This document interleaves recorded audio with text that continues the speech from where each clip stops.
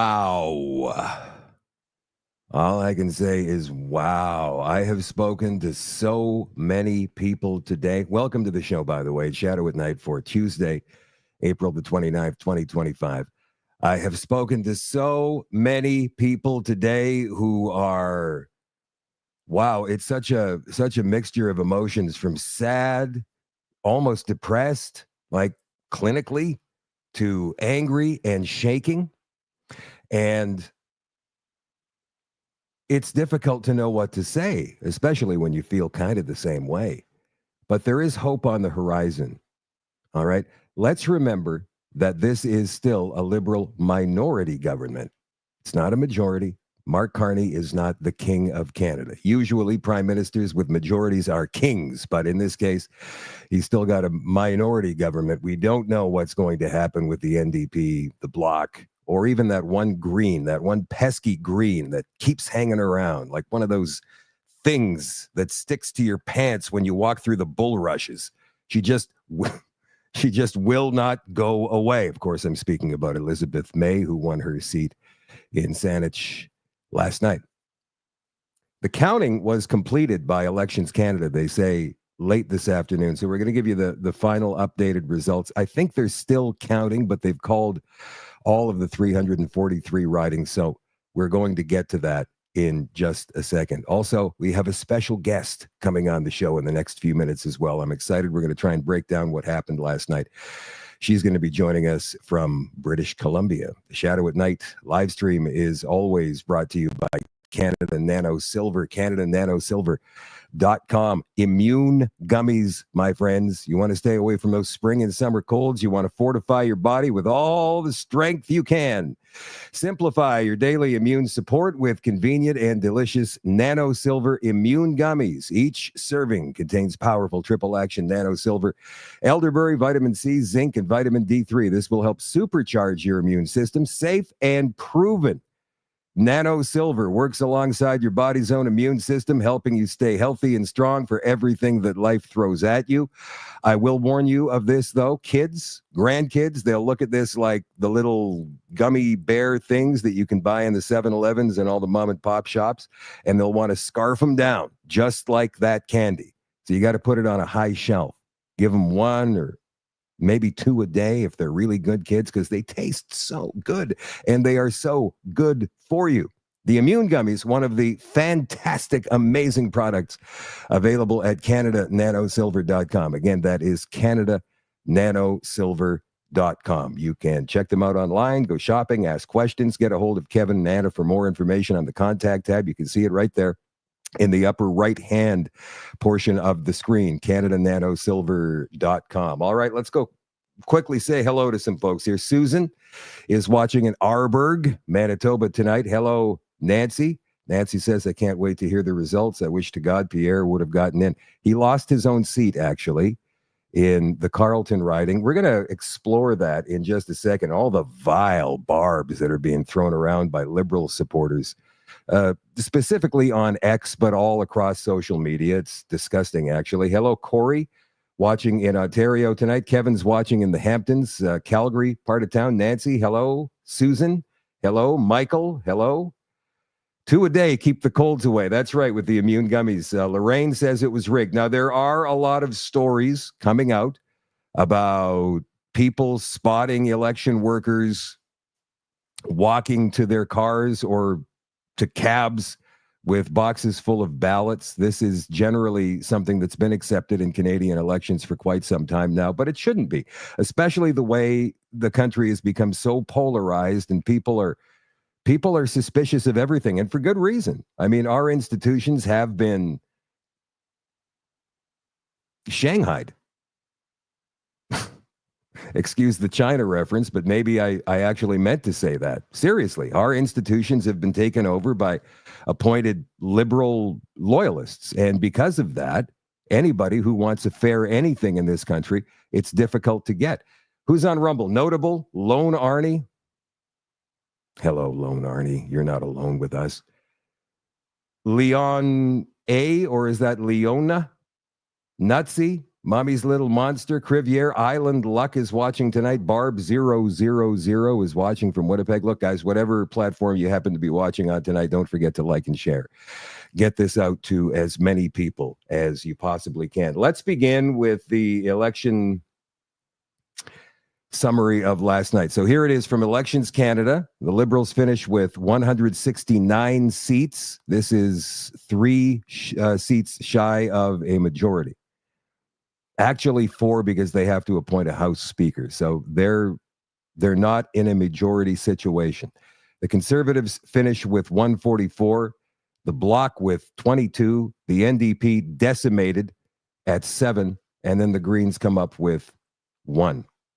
They're suggesting it's around a 70% turnout from all of the possible voters in Canada yesterday, and of course in the advance polls the weekend before. So the Liberal Party received 8,563,149 votes for 43.7% of the electorate. Hang on, it keeps refreshing itself, so I'm going to have to scroll down again. The Conservative Party received 8,086,051 votes for 41.3%, which is normally good enough to win any Canadian federal election. The NDP crashed usually in around the 3.5 million votes. 1,237,263 votes for the NDP. The Greens got 244,952. The People's Party, 141,212. So it looks like all of those left votes from NDP supporters did, in fact, the majority of them go to the Liberal Party, giving them this ridiculous number. 49.3% of the total votes cast in the election went to the Liberal Party for 169 seats. Now, many people are wondering about what happened in Pierre Poilievre's riding. We had it down here. Let me see if it's still there. Yes. So this is the Carleton riding in Ontario. It's a suburban riding surrounding Ottawa. Pierre Poilievre lost this riding by over 4,000 votes. Bruce Fanjoy, 43,900 votes. Poilievre, 39,585.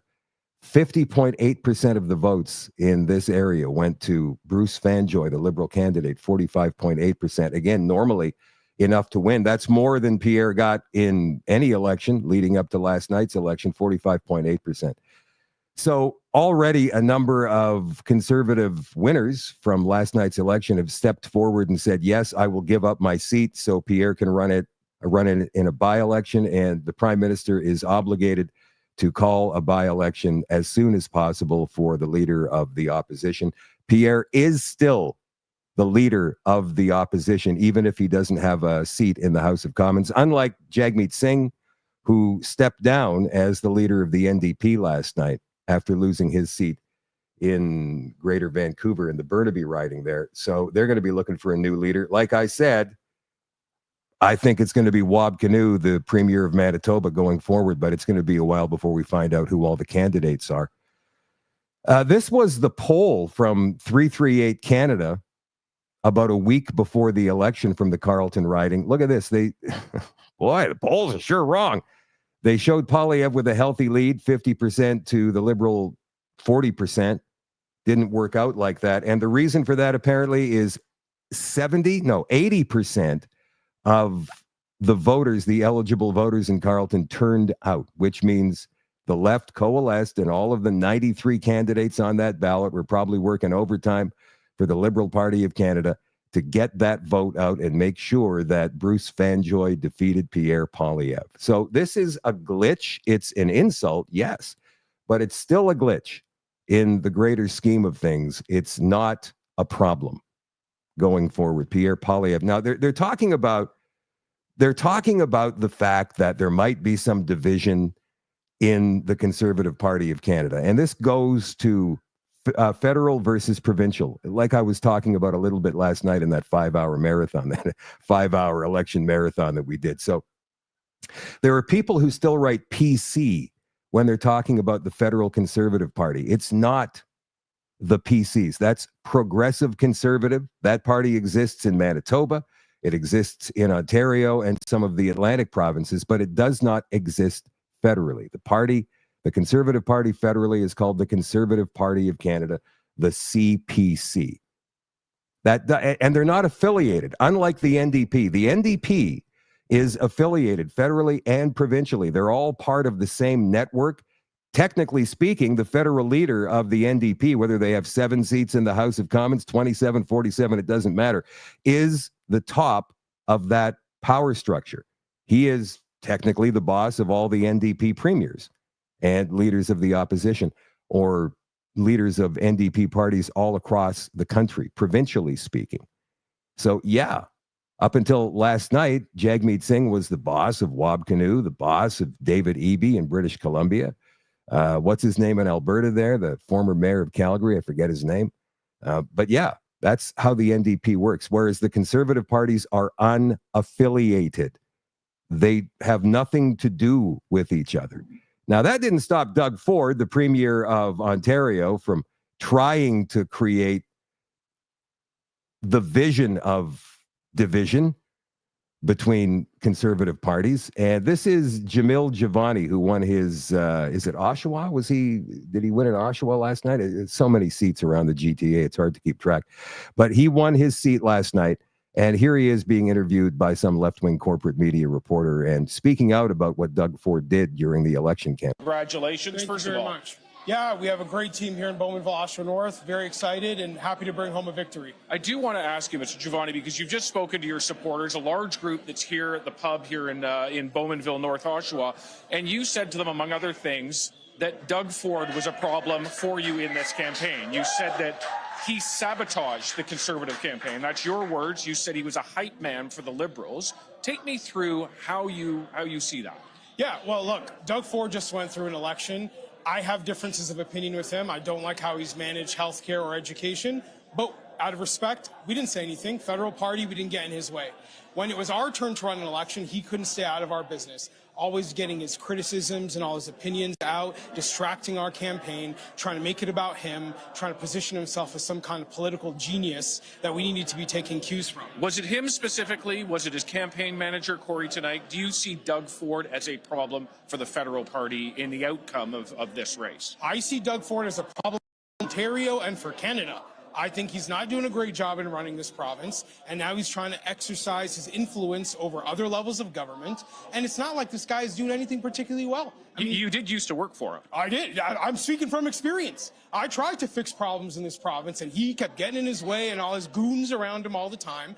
They wouldn't make anything better, and now we're seeing him because this guy's a political genius because he beat Bonnie Crombie and Stephen Del Duca, and now we got to sit around getting advice from him? No. He has taken the provincial Conservative Party and turned it into something hollow, unprincipled, something that doesn't solve problems. He's glad-handing with Chrystia Freeland, having coffees and lattes with Mark Carney, and I'm sitting here saying we need to be fighting for change and something new and something different, not being a hype man to the Liberal. A hype man to the federal Liberal Party. Very, very interesting. Okay, we've got a special guest coming on the show in 30 seconds. You know her. She's our friend Anita Krishna from BC. We'll be right back with Anita following this short break. Don't forget to like and share.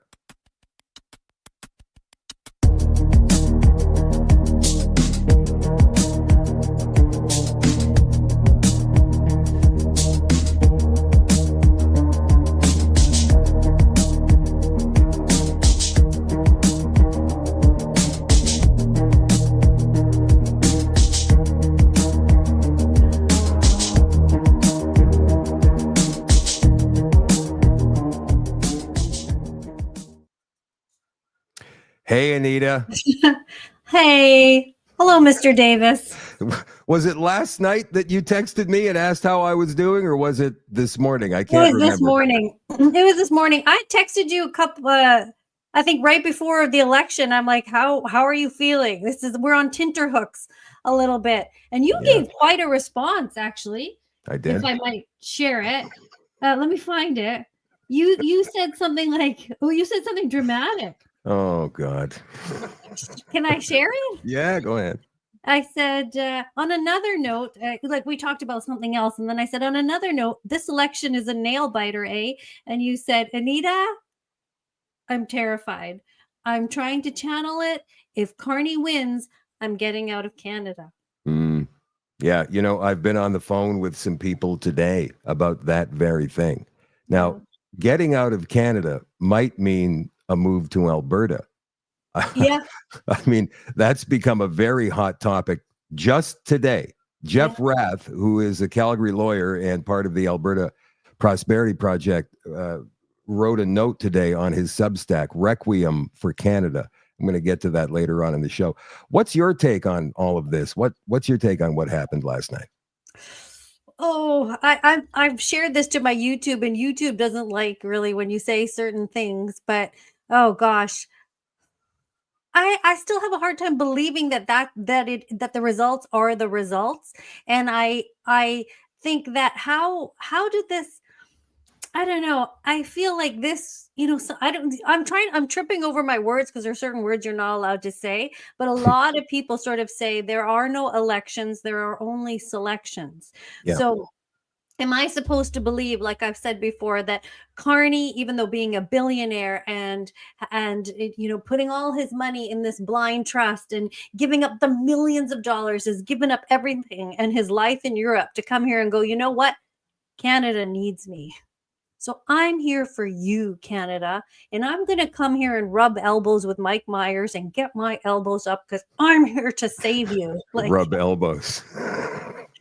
Like, is this, yeah, is this, he's going to start doing deodorant commercials or something. But it's like, do we really believe that this guy that's making a cajillion dollars is like, no, I'm giving it all up because Canada needs me? I think that there are forces at play that kind of put him here. And I think with the media backing him, it really did veil a lot of people's opinions. Like podcasters like us, we sort of, I think you do more than me, but dig deep. We dig deep so we can talk. We know all the funny business. But do you think that regular people know the funny business? That's difficult to say. I don't know what the average, you see, it's difficult when you do what we do to understand how the average person consumes their news, right? And where they consume it from, and how much they pay attention. I mean, I do know just from studies from my years in media that when we're talking about print, people generally will read the headline and maybe the first paragraph. And when it comes to news watching on TV, whether it's CBC or any of the others, I don't know if they watch any longer than 5 minutes, just the top story of the day, maybe, then they get distracted or they turn on a hockey game or whatever.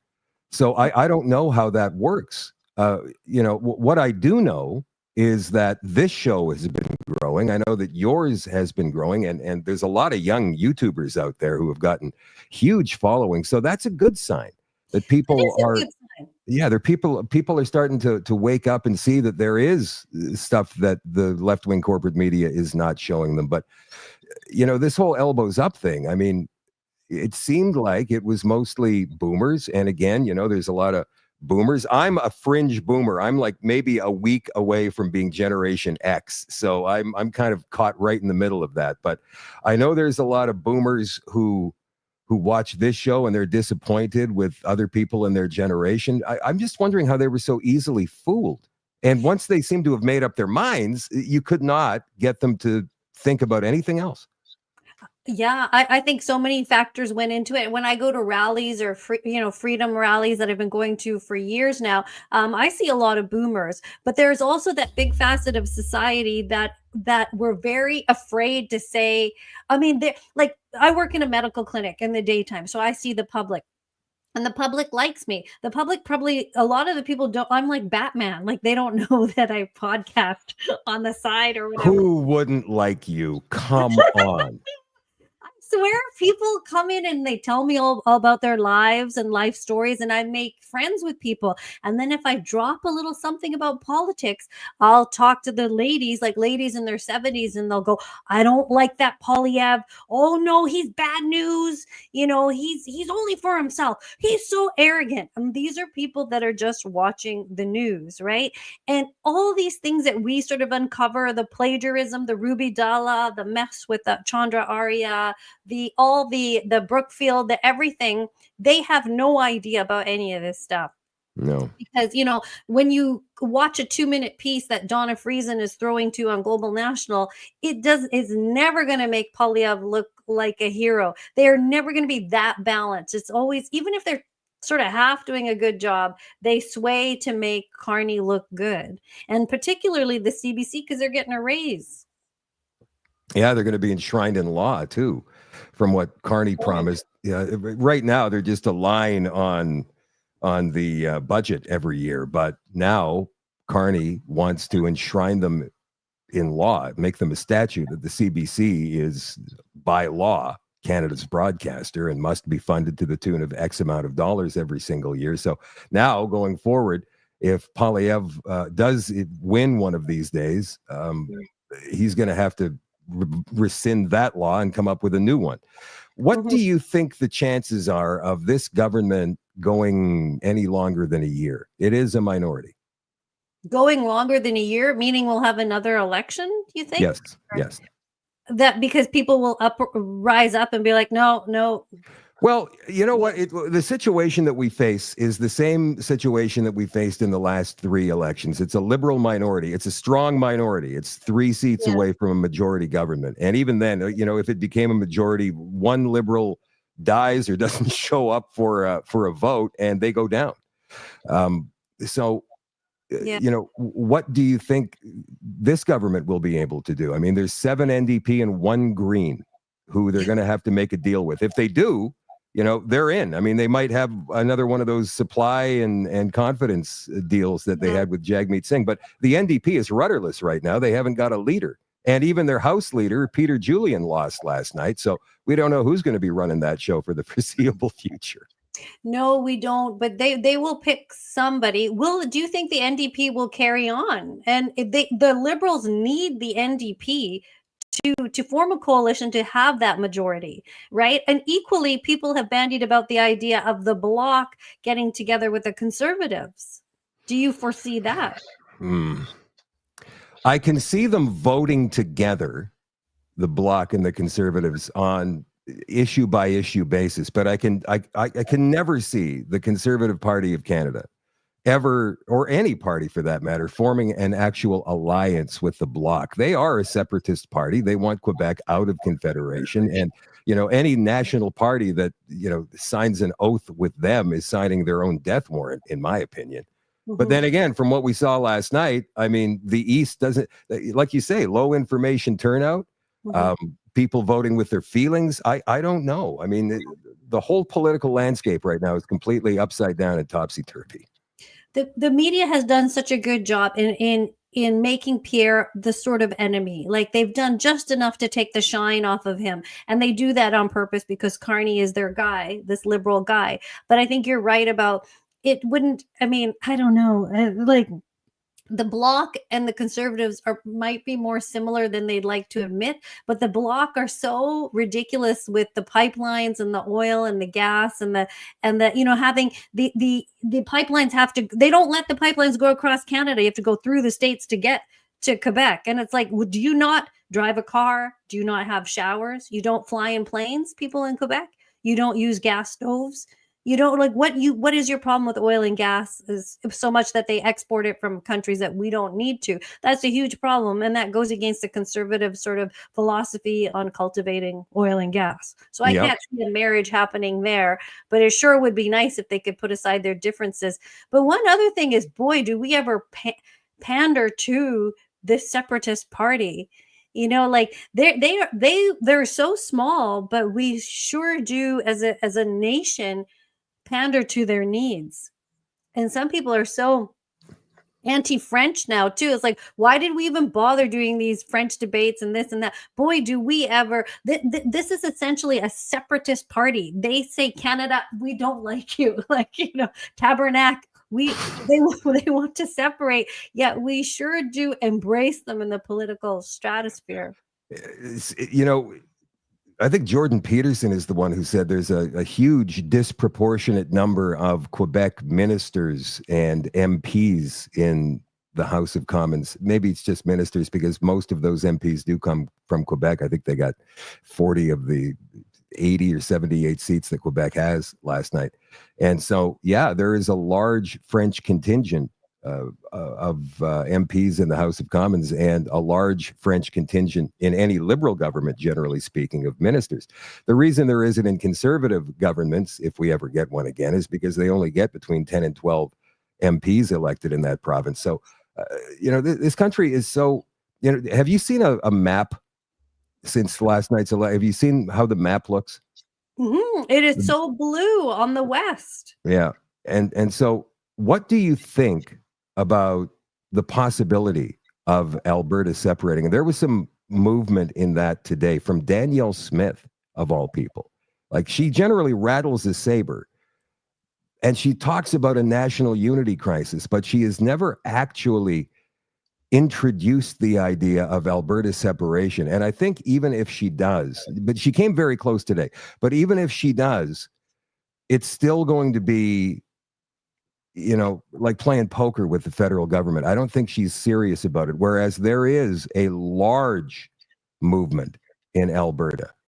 Now, I'm not saying that it's that large that they can win a referendum, but there is a large movement in Alberta of people right now who want Alberta to be its own sovereign nation. Do you think that that's a possibility?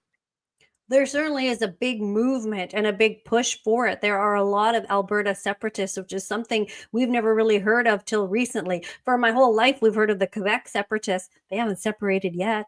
It's been, 40 years they've been at this, since all the FLQ stuff.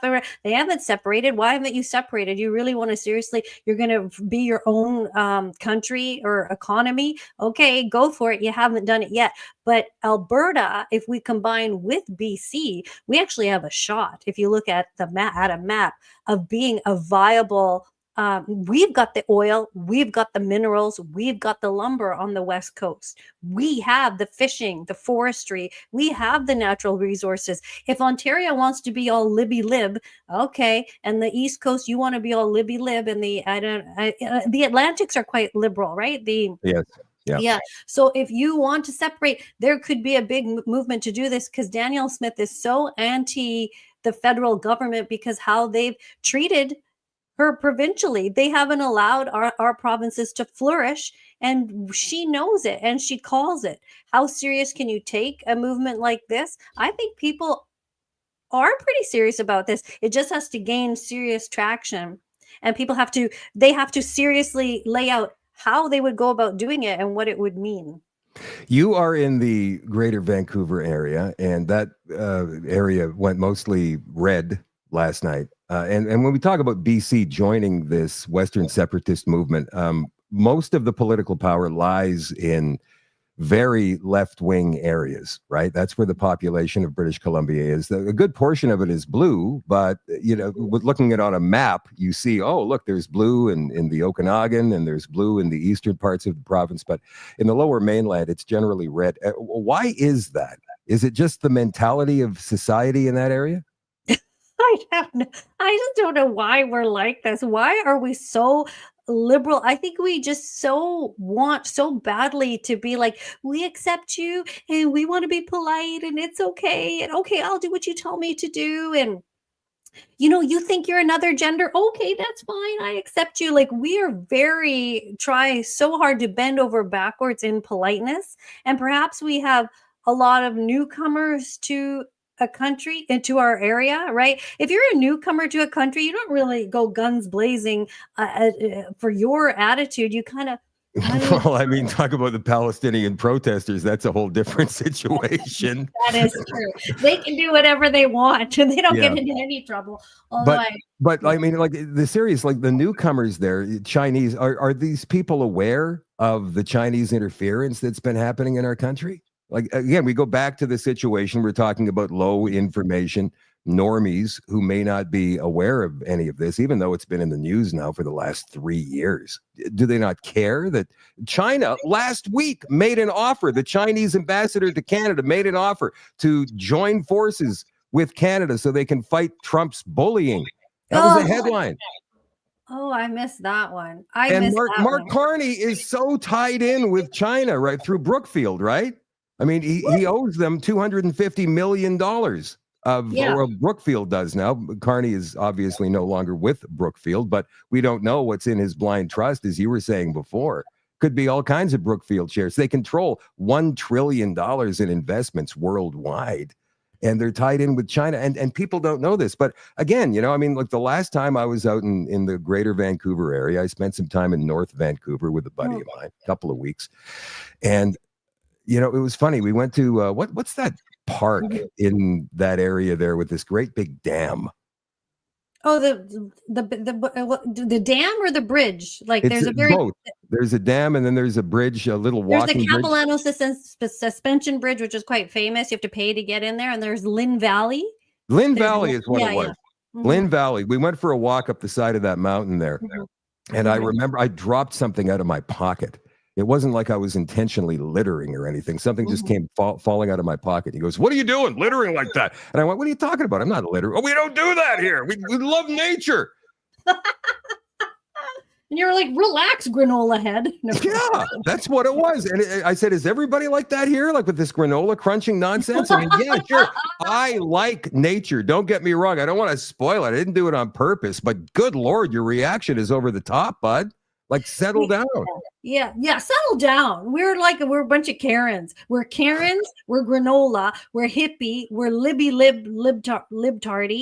or we're foreign and trying to not to ruffle any feathers, except for some people do. But when you're a new immigrant, you just kind of fit in. You got to do what everybody else does. So I think there's an element of that. But we are. I mean, one map that I saw showed how blue we were, which did surprise me because in downtown Greater Vancouver, we are pretty red and even a little bit NDP on the island. Yeah. So this notion of separating, a lot of people anecdotally say to me, because I work with members of the public, they're like, if Trump wants to be the 51st state, I'm going.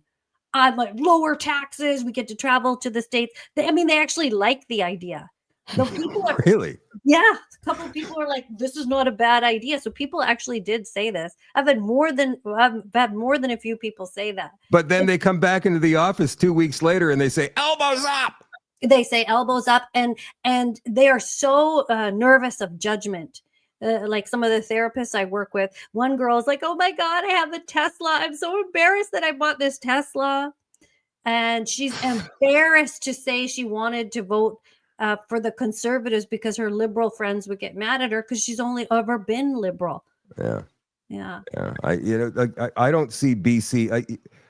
I've been looking into this for quite some time now because there's a lot of people in Manitoba is kind of a weird province. Yeah. Much like BC in political terms, the center of power lies in one area, right? And so all of Manitoba outside of Winnipeg is blue, except for the north. For whatever reason, it seems that the Indigenous people vote red or orange. I don't know why that is. It's been like that for decades. But mostly rurally, it's all blue. Now, people come to me and they say, "Can a municipality separate from a province?" Like all of the people who live, who abut up against Saskatchewan in this province, they come and they ask me these questions and I say, no, it can't happen like that. You can't do that unless you make a lot of noise and embarrass the government somehow. And under an NDP government, they would never allow that to happen. No. Even under any government, like no government wants to cede land to another province, right? But people are mad, Anita. Yeah. And so for BC, the same possibility, right? The people who live along the eastern border with Alberta might be going, well, you know what? I'm sick and tired of being controlled by people in the lower mainland. And it makes more sense for us anyway to be a part of Alberta than it does to be a part of British Columbia. So who knows? I know who knows how it will be divided or how that will happen. If it will happen, it seems like such a pipe dream, doesn't it? Or is it serious? Time will tell how serious she is, but I take her seriously.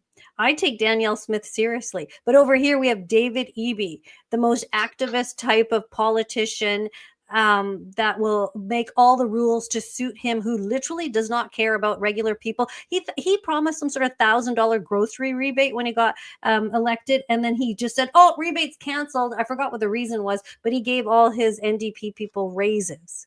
They all got massive raises. Yeah. Like pay, and it's like, you don't care about people, David Eby. Where is he? I mean, I don't know. David Eby and Danielle Smith are two people, I can't see them hanging out together. No, I don't think they'd get along so well, at least politically. They might both really enjoy playing cribbage or golf or something, but in terms of their political stances, and this is how we view the world too, right?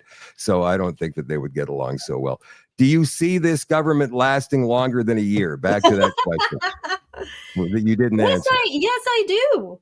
Do you? When these people get in, they do what they want, no matter how you oppose them, no matter what comes up. Look at all the scandals and everything they've done. Oh, it hasn't even touched them.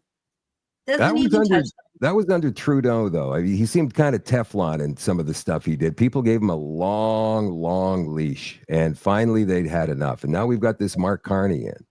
And if some truth starts trickling about him and what he's done. Yes, he's definitely more unlikable just based on looks. People like people who are good looking, so they let them get away with things if they think they're good looking, right? If you're a little flirty and schmoozy, you can get away with a lot. But Carney has no sex appeal whatsoever. So that's a true statement, but a sad statement at the same time. Again, it's a minority government, and who knows what could happen in this situation. But like you said, maybe the NDP, like if they cease to exist going forward, even though Jagmeet Singh said last night, we're going to stay, we're going to fight, and then he quit. Who's going to be the new leader of the NDP? Or do you think that whole thing will be dissolved as an entity, as a political party? Well, that's the question, right? And if it is, or does it merge now with the Liberal Party, which gives them... Oh, come on. I've heard talk of that. And that's not fair. I know it's not fair. People wouldn't like it, but it would give them the majority that they need to carry on for another 4 years.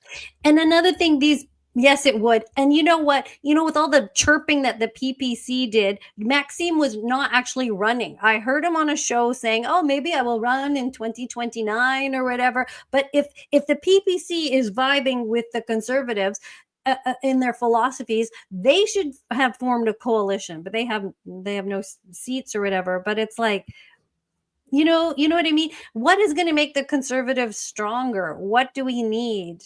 Is it going to just be 4 more years of opposing and arguments in the House of Commons, yet the Liberals still do what they want to do? No. Yeah. Pierre's got to get a seat first.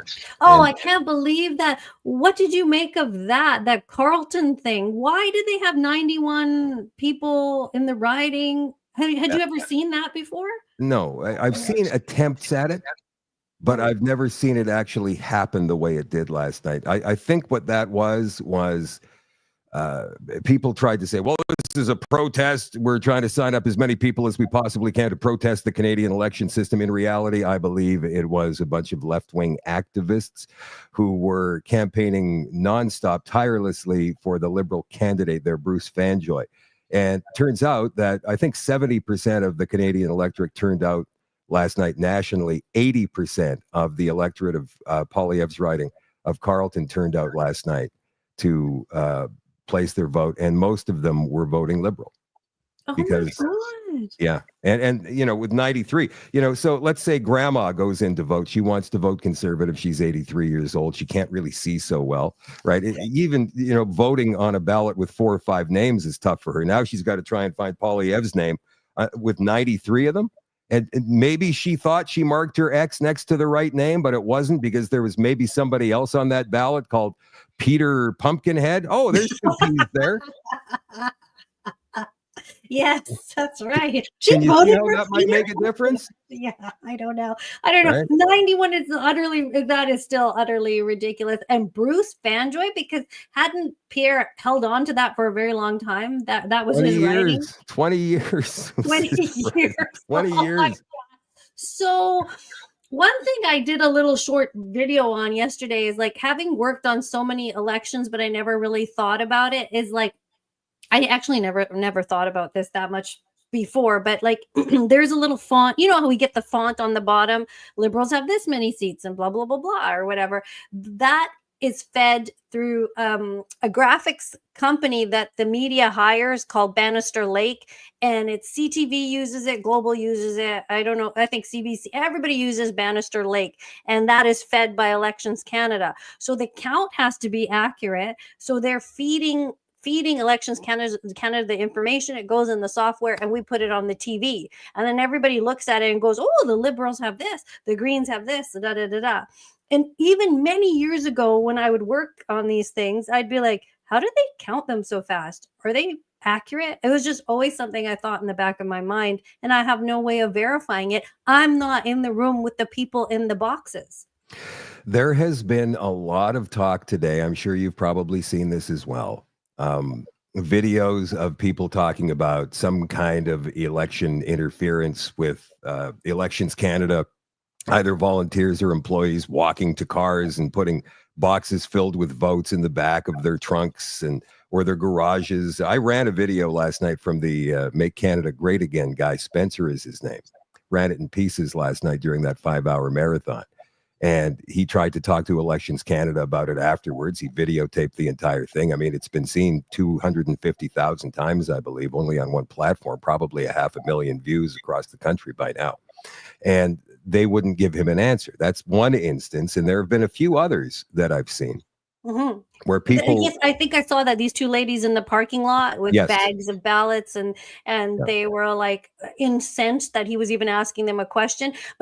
But you know what? There's very much a lack of transparency. When you put your ballot in the box then what? It stays in there. I know I did a little video on this, but what the people then count it in there, and then do they count it and then feed it to the software? I didn't see any computers.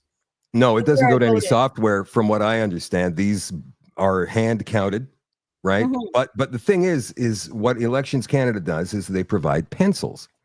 So again, I postulated this theory last night. If these Elections Canada officials are taking ballots home with them, and we're not talking about election day because there would be no chance for them to ever do that, but it's the advance polls. Yeah. Right? So if they're taking ballots home with them and storing them in their garage, let's hope they're sealed. I don't know if they're sealed or not, because they're supposed to be. Yeah, they're supposed to be. But if these votes are just sitting there with this elections volunteer or employee for a couple of days before they bring them back to the office to be counted on election day, and some of them are in pencil, well, then the perception of election rigging comes into play because it can be erased, right? Look, there's it can be, but you can still see the little markings. The thing is, the Elections Canada is not clear on this process. Like, I don't find that they're very transparent, like where they say, yes, in early voting, some of our volunteers take the boxes home and then they take them back to this place, like they put them in taxis, they put them in Ubers. Sometimes boxes can go missing. They don't really talk about that. And were those 7 million early votes counted, tabulated, and processed into the software that the news media uses to broadcast?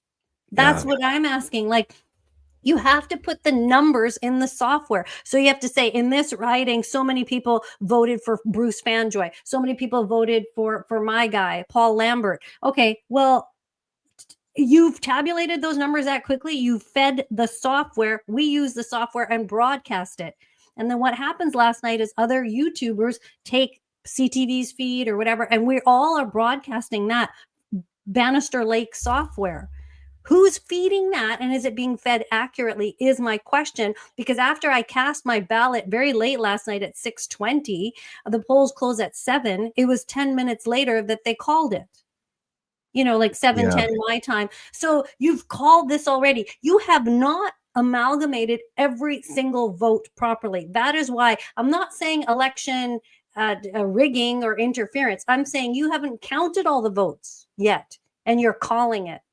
That's Yeah, what's happening. well, The so that media does it. I totally understand what you're saying there, but then they bring polling into it, right? So if 157 polls of 205 have been counted and somebody is leading by 3,000 votes, then you can pretty much go ahead and say, Yeah, well, this I know. person's going to win because it's not They can possible. call it. Yeah. Yeah, it's not possible for these 40 ballot boxes to be so conservative that this all of a sudden they're going to strangely come from behind, even though apparently that happened in Sean Fraser's riding of Central Nova last night. He somehow managed to magically come from behind in a 1,500 vote deficit and win by 2,000. What? Yeah, wouldn't you love to randomly go through each box and just go, okay, let me just see what's in here. See for yourself, see with your own eyes. Yes, Like, I would. And I appreciate a better chain of custody, as you say, right? So let's just say that and there are scrutineers there in the process as well. They're watching, they're making sure that nobody is, screwing around with the ballots. But so here's the final tabulation from this poll. We give it to this guy, and then he goes and puts it into the software, and it gets beamed out to all of the news media. But do we know that guy is not changing the number, right? How do we know that? Or I just want the count to be final. I don't need you guys to tell me on election day. Why don't you tell me when you've counted every single vote and then release the results the next day? Why don't we just have a voting day, and then when you've counted every single vote, the early votes, the whatever, then do that? You want to wait for a full day for the results of the No. I do. But you're right, though. That's interesting because it could swing. Yeah. It could swing on election night if it's only half the polls are reporting and already they've called a winner. If we're gonna sit there and say every single vote counts, then every single vote counts. So count it all up and then release it when you have all the right information, then broadcast it. Look at Joel here, says we're all being played. Maybe we're all being played. I don't know. Maybe sometimes I think it's a bit of a, can I say, psyop. I think they get you to think you're doing something and you're involved in democracy. And meanwhile, they sometimes do whatever they want to do anyway. I had a tremendous conversation with Chat GTP yesterday, or is it GPT? Whatever. The Chat AI. Yeah, Chat GPT, yeah. And we talked about AI, and it was very forthcoming about the COVID and about climate change. And I thought I was going to do that on the show tonight, but it's going to have to wait. Listen, Anita, I want to go and cover the Alberta stuff. I want to thank you for coming on tonight. Where can people find you? Oh, you could just find me on YouTube, Anita K, or on X, Anita Krishna 1. All right. Thank you, my dear. Shadow, thank you so much for having me on. We'll talk to you again. It's my turn to do your show next. So whenever you ask, I will absolutely do it. We'll be all goofy. I like to do goofy things. Okay. All right. We'll talk to you again. Bye. I'll call you. Okay.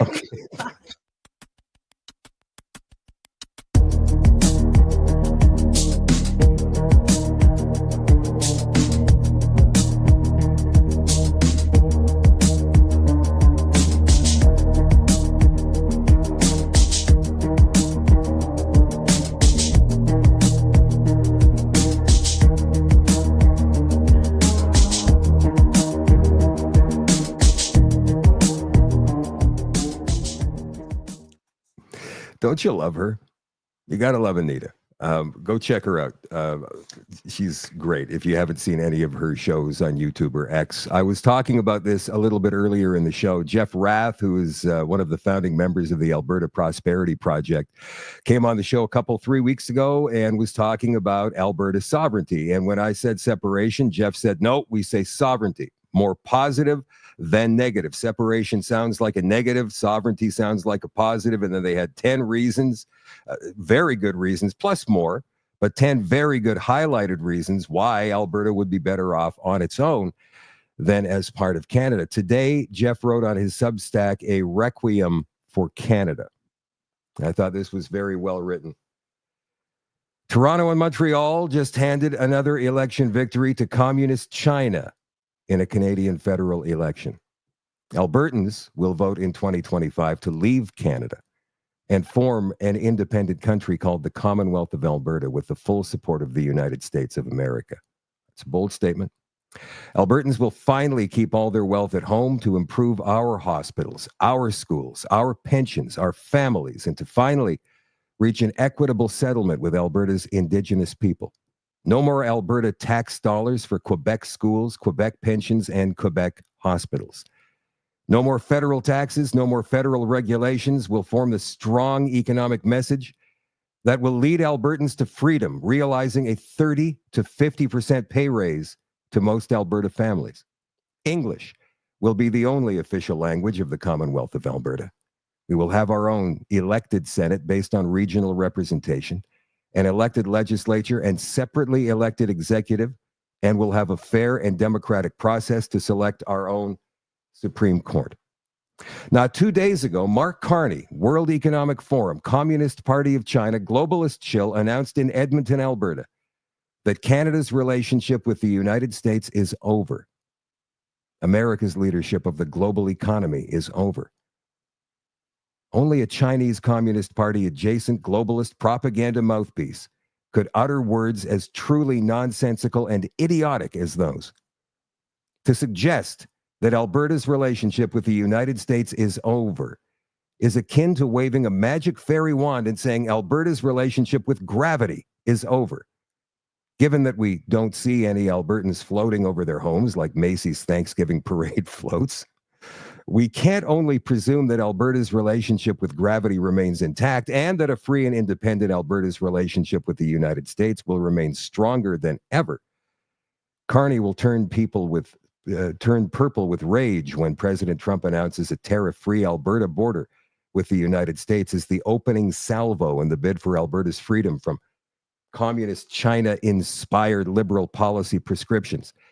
Given that Mark Carney has declared that Canada's relationship with the United States is over, and that it's Mark Carney's intention to ensure that America's leadership of the global economy is over, it will be a very easy thing for President Trump to simply declare his recognition of an independent Commonwealth of Alberta and provide whatever support is required to ensure that King Carney's reign over what's left of Canada is very unhappy.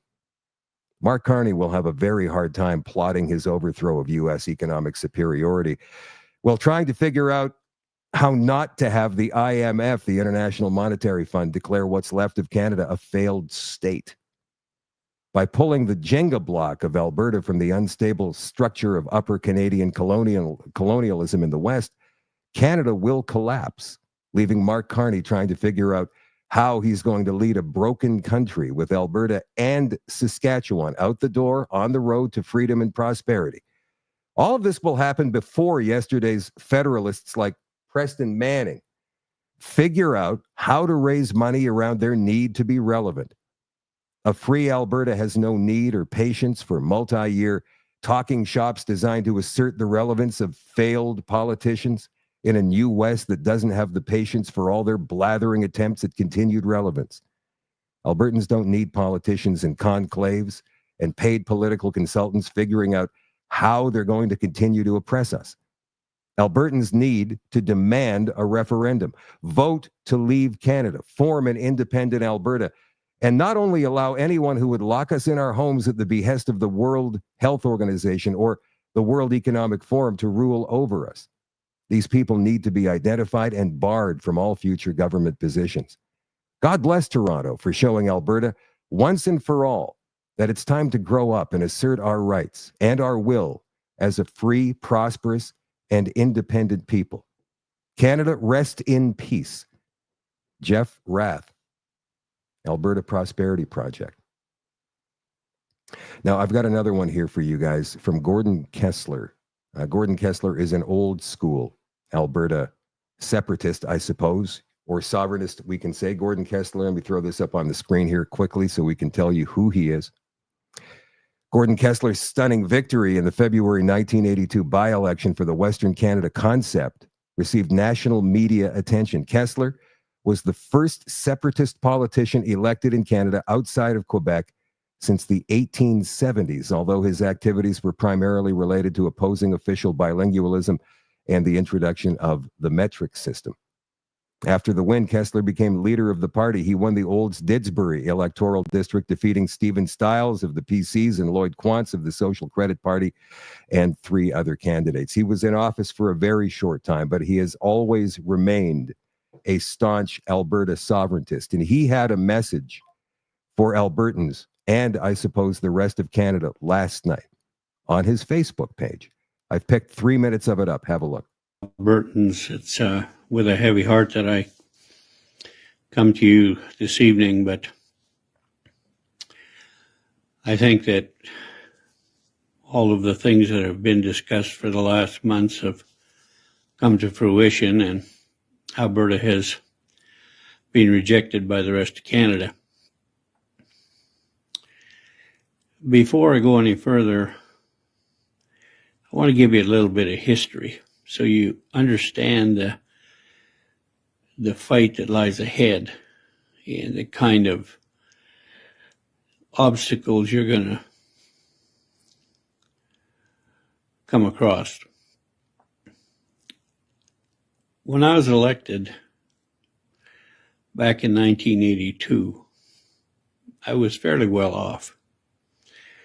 I'd just had the best year I'd ever had in the oil and gas industry, and had a new home and 200 and some acres of land. Had a nice family. Had money in the bank. But anytime you're a threat to the system, they have a way of coming after you. The RCMP harassed my family. They harassed me. They threatened, put enough pressure on my family that it eventually led to a divorce. The banks tried to seize my assets. The federal government, Revenue Canada, came after me and tried to break me. But when I got involved in the separatist movement, I realized that there could be a real high price to pay. There's always a high price to pay for freedom. You just don't know what that price is until you start to lead the movement to make Alberta a free and separate entity. But it was a threat to Ottawa. It was a threat to Peter Lougheed and his Conservatives.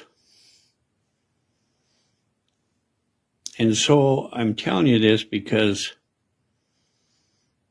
unless you're willing to sacrifice in the coming days, you will not only be serfs, you'll be worse. Just remember, Mark Carney is one of the engineers of the philosophy that says you will own nothing and you will be happy. And I promise you, Mark Carney meant every word of it.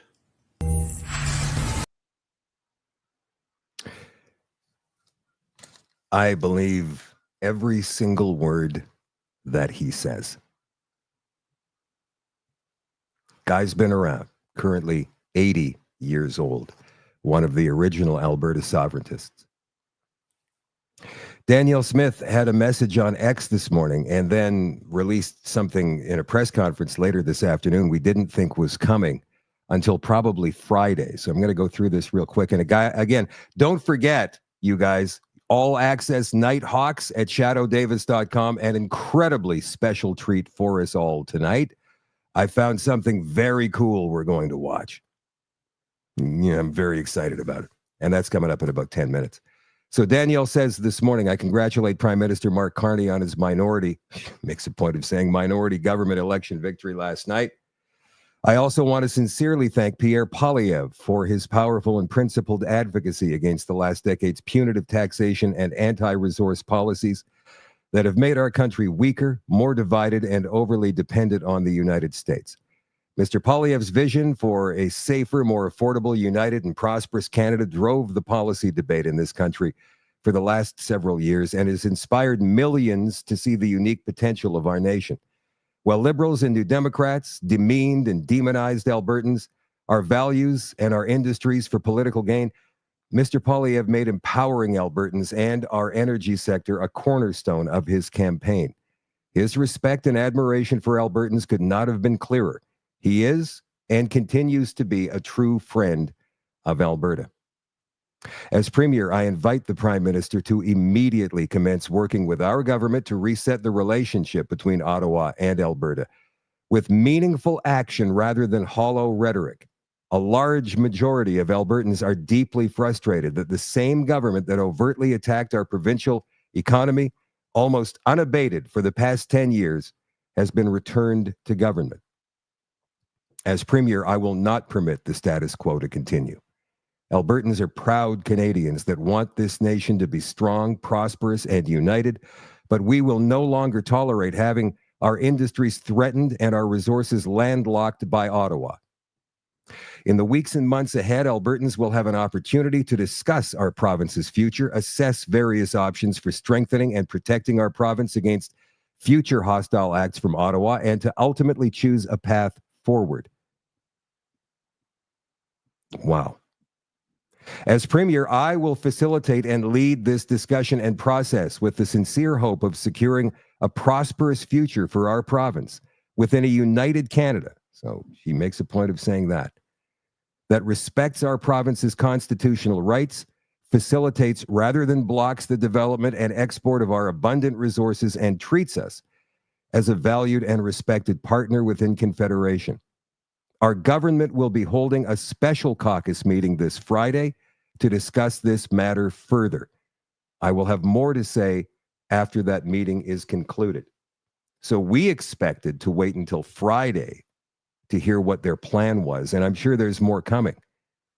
But this was announced later on this afternoon. Alberta sets groundwork for referendum day after Liberal election victory.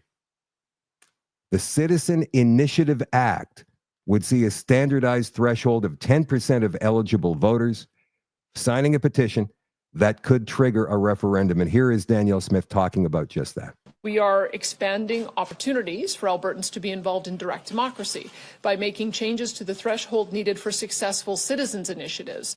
The signature collection time for citizens' initiatives will be extended from 90 days to 120 days. We are also improving the process by setting the threshold to be 10% of the number of eligible voters who participated in the last general election, as opposed to being either 10 or 20% of total registered voters.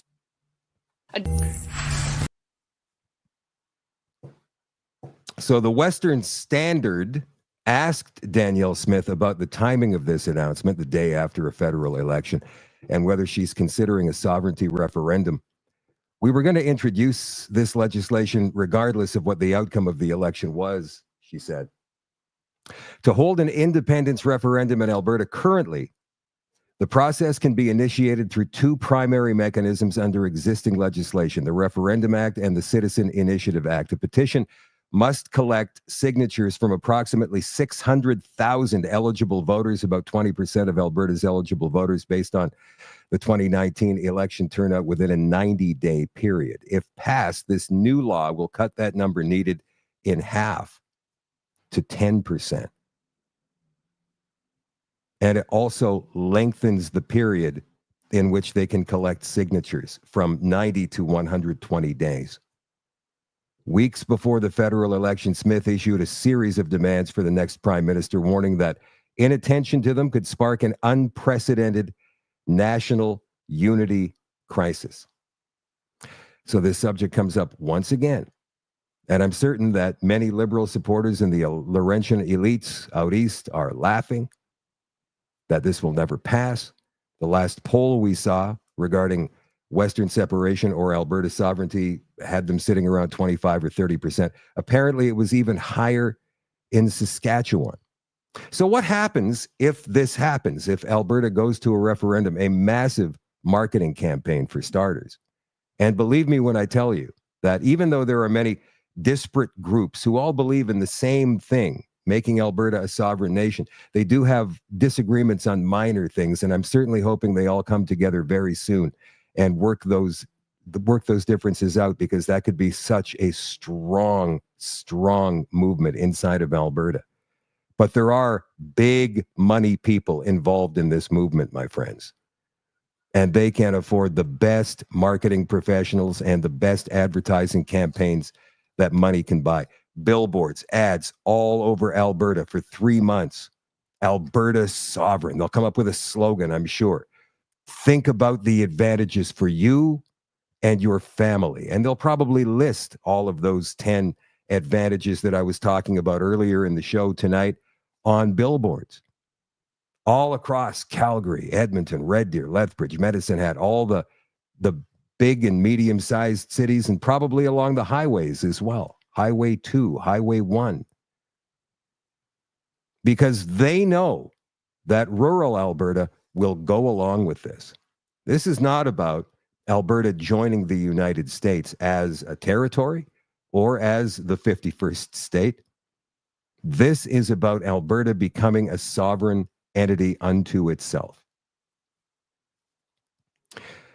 If it does, and Jeff Rath told me a couple of weeks ago that the plan is to have a referendum before Christmas.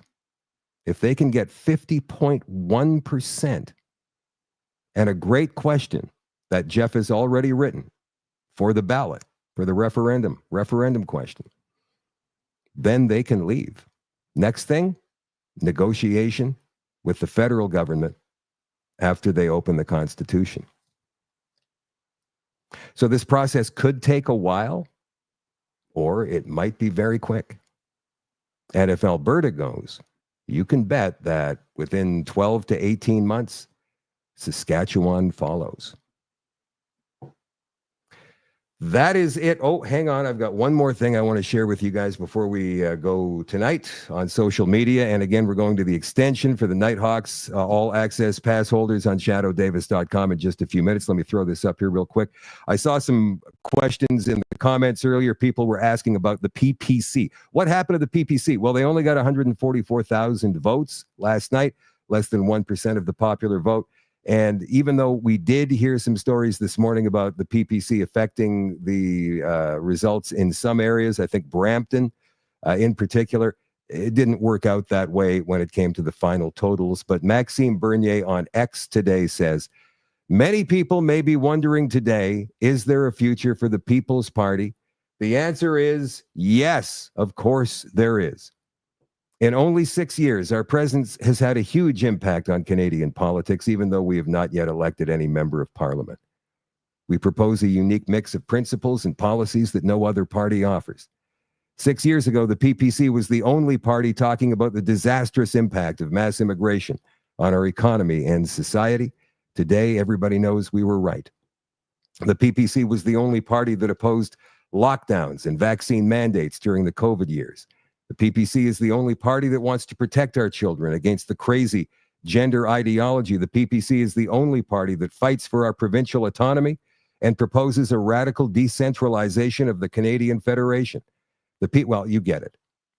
Maxime Bernier says the PPC will continue. Whether he's right is anybody's guess. Don't know how long this new government, this new minority government is going to last. You can bet that they'll be trying to form some kind of alliance with the NDP. And maybe the NDP, being so weak as they are right now, actually decide to fold their tent as a party and merge with the Liberals. And you know that they can always count on Elizabeth May's vote, that's for sure. All right, guys, that's it for the show tonight. Thank you very much for being here. I love you all. I appreciate you all. Do not forget to like and share. Get this out to as many people as you possibly can. I'll catch you all tomorrow night at 8 o'clock Central with Rob Boudelier, who is a former member of the Alberta Prosperity Project. He's worked with them closely for the last few years. We're going to talk more about Alberta independence tomorrow night on the show. Coming up on the extension, part 3 of the conclusion of the fall of the cabal. You Nighthawks, I'll see you there in 2 minutes. The rest of you, I'll catch you tomorrow night. Bye for now.